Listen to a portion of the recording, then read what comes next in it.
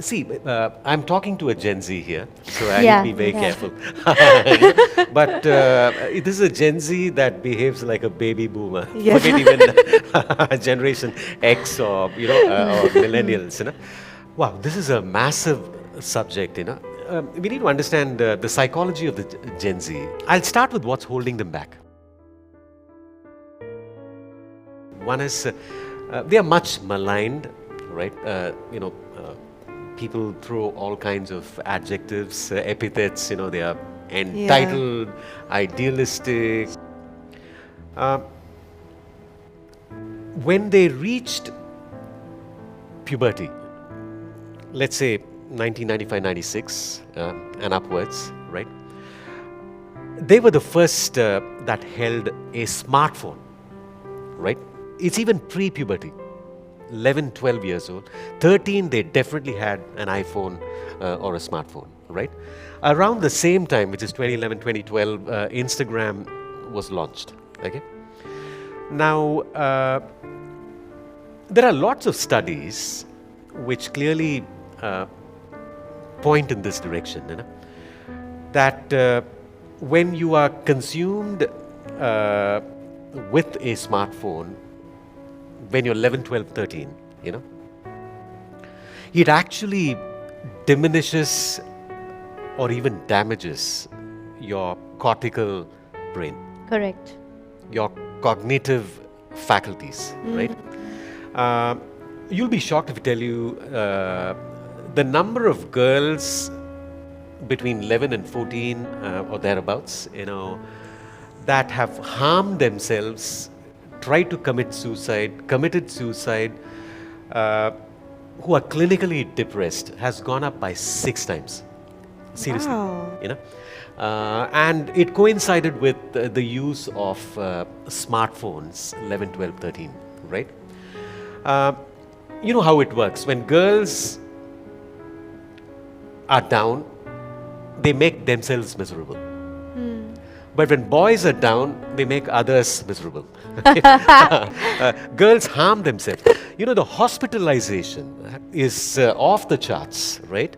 Harming themselves, right? Cutting themselves, off the charts, with boys, it's more violence, it's bullying, it's other kinds of social, dysfunctional social behaviors, So this is a very important, factor we need to ponder about, So I'm raising a bigger ethical question. I've just brought this up many times. I personally think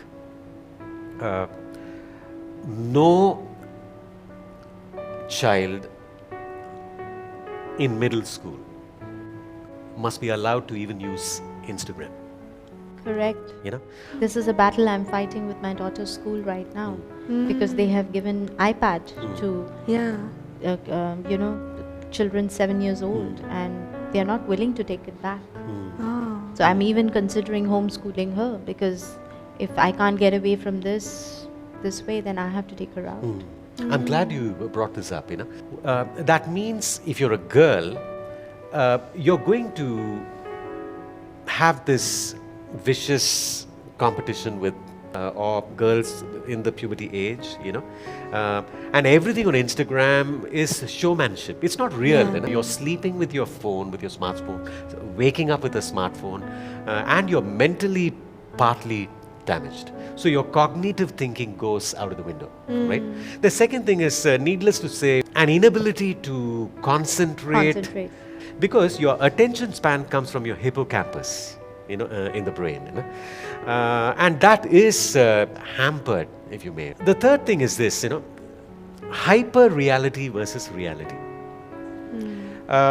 When you are looking at your phone, and let's say if you're 14, 15 years old, you're a boy,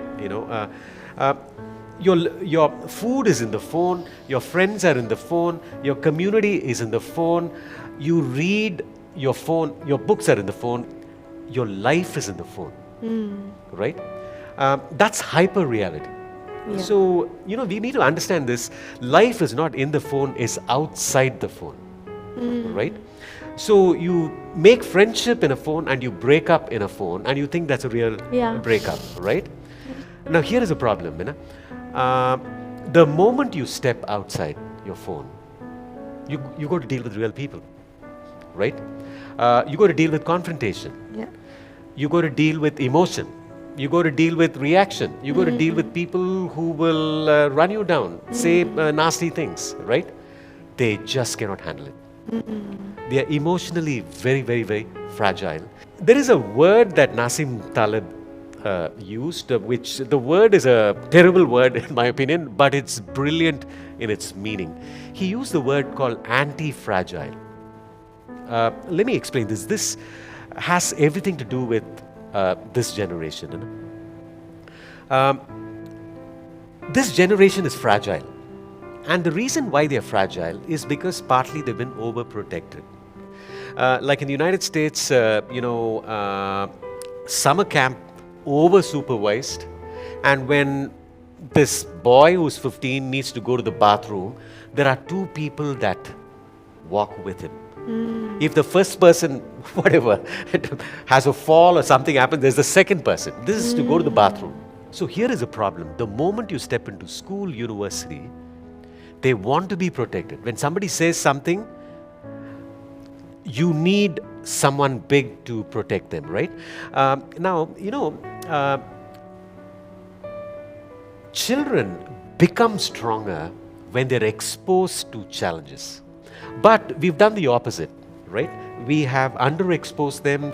So the real challenges begin once they step into the real world. Yeah. Hard to deal with people, don't have emotional intelligence, break down very easily, run away from problems, but you're still very idealistic, right? You have a big purpose, you want things very fast because you've been living online. They want to work for companies that are very purposive, that want to make a difference to the world, all these things, but they do not know how to navigate a lot of people who are very different from them. That is what HR CEOs are completely confused about. They have no idea how to deal with somebody who's made up his or her mind even before joining the company that I'm not going to be here for very long. And organizations are built on loyalty, right?